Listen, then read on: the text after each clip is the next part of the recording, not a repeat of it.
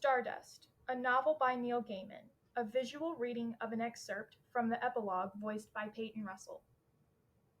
It was another 5 years after that before the two travelers finally returned for good to the mountain fastness.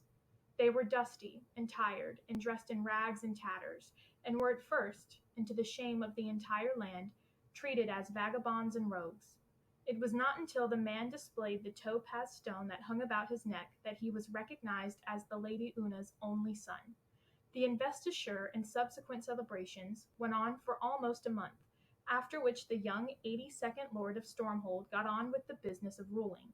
He made as few decisions as possible, but those he made were wise ones, even if the wisdom was not always apparent at the time.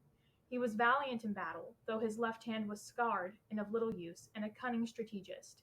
He led his people to victory against the northern goblins when they closed the passes to travelers. He forged a lasting peace with the eagles of the high crags, a peace that remains in place until this day. His wife, the Lady Yvain, was a fair woman from distant parts, although no one was ever entirely certain quite which ones. When she and her husband first arrived at Stormhold, she took herself a suite of rooms in one of the highest peaks of the citadel, a suite that had long been abandoned as unusable by the palace and its staff.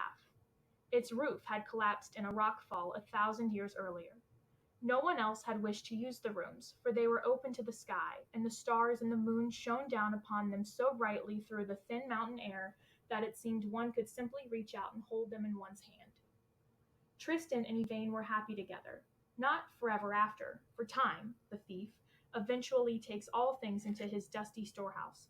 But they were happy, as these things go, for a long while. And then Death came in the night and whispered her secret into the ear of the 82nd Lord of Stormhold, and he nodded his gray head, and he said nothing more, and his people took his remains to the Hall of Ancestors, where they lie to this day. After Tristan's death, there were those who claimed that he was a member of the Fellowship of the Castle, and was instrumental in breaking the power of the Unsili court. But the truth of that, as so much else, died with him and has never been established, neither one way nor another.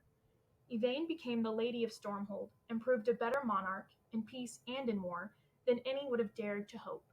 She did not age as her husband had aged, and her eyes remained as blue, her hair as golden white, and as the free citizens of the Stormhold would have occasional cause to discover, her temper as quick to flare as on the day that Tristan first encountered her in the glade beside the pool. She walks with a limp to this day, although no one in the Stormhold would ever remark upon it, any more than they dare remark upon the way she glitters and shines, upon occasion, in the darkness.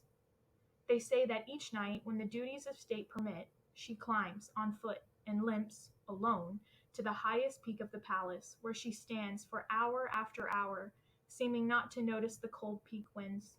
She says nothing at all, but simply stares upward into the dark sky and watches, with sad eyes, the slow dance of the infinite stars.